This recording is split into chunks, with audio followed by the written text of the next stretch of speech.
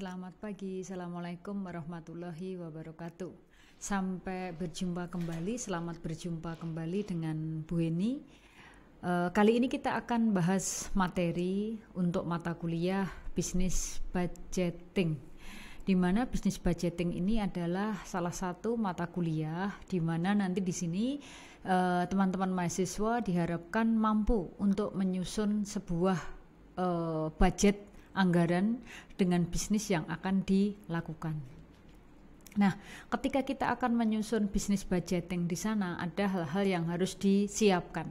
Nah, hal-hal yang harus disiapkan itulah yang disebut di sini sebagai budget preparation. Jadi, sebelum semuanya disusun dalam angka, apa yang akan dilakukan, jenisnya bisnis apa, akan dilakukan dalam rentang waktu jangka berapa lama dan seterusnya. Nah, di sini kita harus melakukan penyusunan anggaran atau yang sering disebut sebagai budget preparation. Nah, di sini nanti yang akan kita bahas di budget preparation di sini adalah kita harus tahu dulu apa sih sebenarnya anggaran itu. Jenis anggaran itu terdiri dari apa saja. Nah, kemudian dari sana nanti kita baru akan menyusun langkah-langkah. Yang pertama adalah proses daripada penyusunan anggaran. Kemudian anggaran itu tidak bisa lepas dari kondisi yang ada di sekelilingnya. Nah, apa yang ada di sekeliling yang itu? Yang pertama di sini adalah aspek perilaku. Perilaku siapa? Perilaku dari semuanya SDM yang ada di perusahaan. Karena kita tahu bahwa perusahaan itu di sana berjalan atau tidaknya itu tergantung daripada SDM-nya. Nah, SDM yang ada di sana itulah yang nantinya akan menjadi tolok ukur daripada sebuah perusahaan itu akan maju lebih cepat atau lambat atau di sana stuck.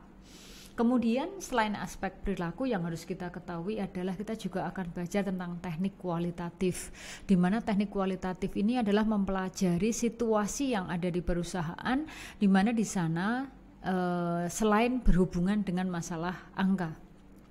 Jadi bukan berapa yang akan dibuat, harga per unit produk berapa, jenisnya berapa, tetapi justru yang dilihat di sana adalah dari sisi kualitas produk yang dihasilkan berdasarkan kualitas sumber daya manusia yang dimiliki oleh perusahaan. Kemudian nanti dari ketiga hal tadi di sana ada aspek perilaku, kemudian ada teknik kualitatif, kemudian ada proses penyusunan anggaran, jadikan satu, dirangkum, kemudian dilihat di sana, disitulah yang dikatakan sebagai ikhtisar daripada budget itu sendiri.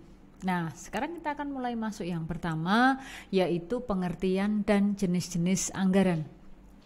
Nah, di sini ketika kita ingin mengetahui apa sih sebenarnya anggaran itu, apa sih bisnis itu. Nah, di sini kita memulainya dari anggaran dulu. Nah, anggaran itu memiliki karakteristik. Anggaran itu ada hubungannya dengan perencanaan strategik. Kemudian di lain pihak kita juga harus tahu bahwa anggaran itu beda dengan forecasting. Ketika kita membuat anggaran, dasarnya adalah forecasting. Jadi bukan forecasting sama dengan anggaran sama dengan forecasting. Tapi ketika akan menghasilkan sebuah anggaran di sana, itu harus diawali dulu dengan forecasting. Kemudian di sana juga harus dilakukan hal yang dikatakan sebagai pemakaian anggaran. Anggaran yang telah disusun tadi akan digunakan untuk apa saja.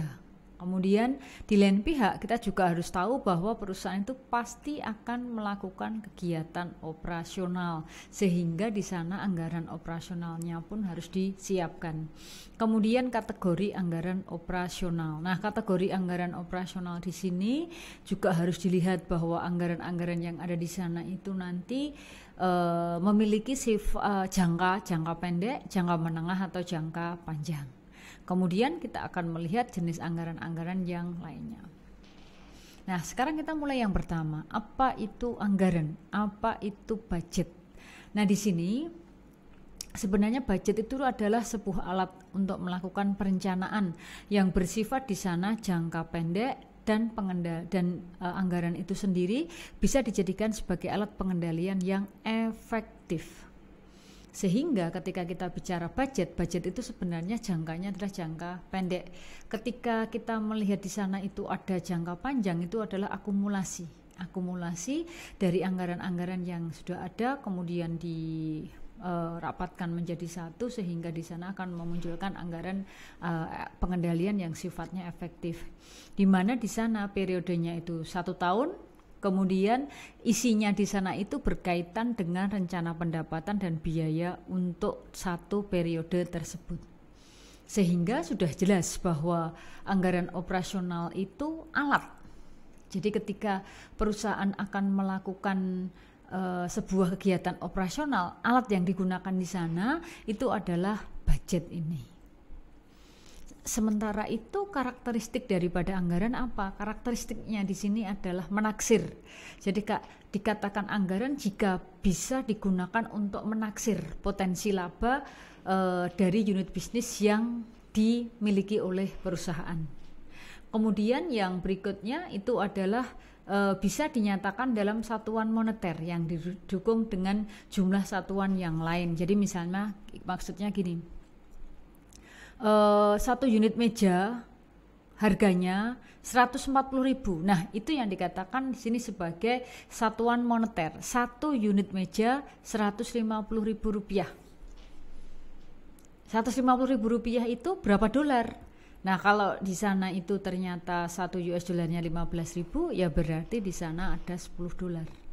Kan seperti itu. Kemudian biasanya mencakup periode 1 tahun. Anggaran itu akan efektif ketika dibuat dalam periodenya 1 tahun. Kemudian di sana itu merupakan bagian dari komitmen manajemen.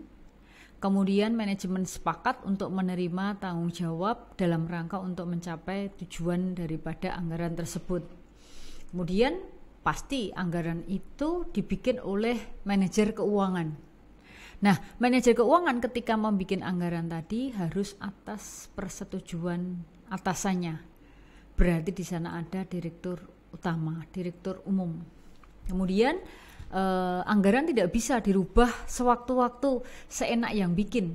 Jadi ketika mau mengubah anggaran yang telah dibuat di sana itu harus ada alasan yang mendasar. Kemudian disebutkan juga di sana bahwa secara berkala kinerja keuangan aktual dibandingkan dan dilakukan analisis selisih serta penjelasannya. Artinya apa? Bahwa ketika kita menyusun anggaran di sana itu kita harus tahu bahwa anggaran itu mencerminkan kinerja keuangan sebuah perusahaan. Apakah keuangannya laba atau rugi? Kemudian apakah ada di sini hubungan antara anggaran dengan perencanaan strategik? Nah, di sini sama-sama ketika kita bicara anggaran, kita bicara perencanaan strategik, dua-duanya ini merupakan aktivitas perencanaan. Karena satunya anggaran, satunya perencanaan strategik. Nah, berarti kalau di sana ada rencana dan satunya di sana anggaran, berarti di sana itu merupakan dua-duanya aktivitas perencanaan. Kemudian fokus anggaran itu 1 tahun, sementara perencanaan strategik itu beberapa tahun. Kemudian kalau anggaran itu dibuat mengacu pada perencanaan strategik. Kemudian dasar anggaran adalah pusat pertanggungjawaban. Perencanaan strategik adalah jenis produk atau program yang lain, jadi berbeda. Jadi misalnya ini maksudnya gini. Apa sih bedanya antara anggaran dan perencanaan strategik?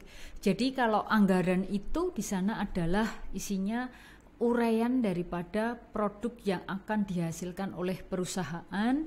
Di sana itu satu produk ada berapa jenis dan di sana masing-masing jenis tadi memiliki nominal berapa. Tetapi ketika kita bicara tentang program yang lainnya, berarti nanti di sana isinya itu adalah program-program saja. Tetapi kalau anggaran di sana itu adalah berisi uraian daripada jenis produk dan nominal yang akan direncanakan. Seperti itu. Nah, kalau begitu anggaran tadi kan berbeda dengan perencanaan strategik. Nah, apakah anggaran juga berbeda dengan forecasting? Nah, otomatis kita harus tahu dan kita harus menyadari bahwa anggaran dengan forecasting itu berbeda. Ketika kita melakukan forecasting itu adalah peramalan, di sana sifatnya tidak mutlak, tidak wajib. Jadi boleh dilakukan, boleh tidak. Tetapi biasanya kalau nyusun anggaran itu harus dimulai dulu dari forecasting atau meramalkan dulu. Kira-kira perusahaan nanti menginginkan laba berapa ya? Nah, itu yang dikatakan di sana sebagai forecasting. Tapi kalau perencanaan itu adalah dari target yang akan dicapai, kira-kira perusahaan mampu mencapainya di angka berapa. Nah, seperti itu yang harus kita ketahui antara anggaran dan forecasting. Kemudian itu dapat dilakukan setiap saat. Jadi ketika kita melakukan pembuatan forecasting itu bisa kita lakukan setiap saat. Cuman prakteknya nanti tidak bisa saat itu juga. Kemudian peramal tidak menerima tanggung jawab akan hasil dari ramalannya. Jadi prediktornya di sana itu hanya menyampaikan bahwa hasilnya adalah A, B, C, D, E, F dan seterusnya. Kemudian peramalan biasanya tidak disetujui oleh kekuasaan yang lebih tinggi. Karena ketika meramalkan biasanya di sana itu yang berkaitan dengan budgetnya pasti nanti di sana banyak. Kemudian peramalan itu diperbarui atau update secepatnya informasi baru yang ada di perusahaan sehingga nanti di sana akan tahu perubahan kondisi perusahaan saat ini dan yang akan datang. Kemudian berbagai varian dalam peramalan tidak dianalisis secara formal ataupun berkala. Artinya apa? Bahwa ketika kita bicara forecasting itu yang mengawali adanya budget. Cuman tidak semua budget itu harus diawali dulu dengan forecasting. Nah, sekarang kita juga harus tahu di sini apa sih sebenarnya tujuan daripada dibuatnya anggaran. Nah, tujuan daripada dibuatnya anggaran di sini itu adalah untuk menjabarkan perencanaan yang sifatnya strategik. Kemudian membantu aktivitas koordinasi, kemudian melimpahkan tanggung jawab, dan yang keempat adalah mendapatkan komitmen sebagai dasar evaluasi kinerja manajer. Nah, sehingga anggaran itu sebenarnya di sana itu dibuatnya adalah yang bertanggung jawab sepenuhnya atas proses produksi di bagian A itu siapa, di bagian B siapa, bagian C siapa, dan seterusnya. Akhirnya mereka merapat menjadi satu dan disitulah akan ketahuan bahwa oh ya ternyata bahwa di perusahaan ini memang harus didukung dengan mekanisme yang sifatnya di sana terkoordinasi. Nah, sekarang yang berikutnya yaitu kategori anggaran operasional. Karena di depan sudah dijelaskan di sana bahwa anggaran itu harus dilaksanakan dengan sesuai yang telah direncanakan. Nah, di sini anggaran operasional, karena operasional itu adalah yang berkaitan dengan proses produksi, berarti di sana harus ada anggaran pendapatan. Berapa anggaran pendapatan atau proyeksi daripada penjualan ditambahkan dengan harga jual yang diharapkan. Kemudian adanya anggaran persediaan, adanya anggaran produksi dan harga pokok penjualan, kemudian ada anggaran biaya pemasaran, anggaran biaya administrasi umum, kemudian anggaran biaya riset dan pengembangan, dan anggaran pajak penghasilan. Nah, di lain pihak kita sekarang juga harus tahu jenis anggaran. Anggaran yang lain itu ada dua, yaitu anggaran modal dan anggaran raja. Di mana anggaran modal itu menyatakan pajak-pajak modal yang telah disetujui ditambah jumlah lump sum dari proyek kecil yang tidak memerlukan persetujuan dari level tinggi. Kemudian anggaran raja di sini adalah menunjukkan implikasi keputusan-keputusan yang tercakup dalam anggaran operasi maupun anggaran modal terhadap neraca. Kemudian yang keempat adalah adanya anggaran laporan arus kas. Nah, di sana menunjukkan berapa banyak uang yang dibutuhkan selama setahun yang akan disediakan oleh laba yang ditahan dan berapa banyak jika tidak ada harus didapat dengan meminjam atau dari sumber-sumber luar lainnya. Kemudian manajemen berdasarkan sasaran, manajemen by objektif MBO. Sasaran keuangan di mana manajer bertanggung jawab untuk melakukan pencapaian selama anggaran tahunan, di mana di sana harusnya digambarkan dalam anggaran. Nah, di sini tahap-tahap daripada penyusunan anggaran itu apa saja? Yang pertama harus ada organisasinya. Gimana kalau organisasinya, step-stepnya mau disusun, buat apa?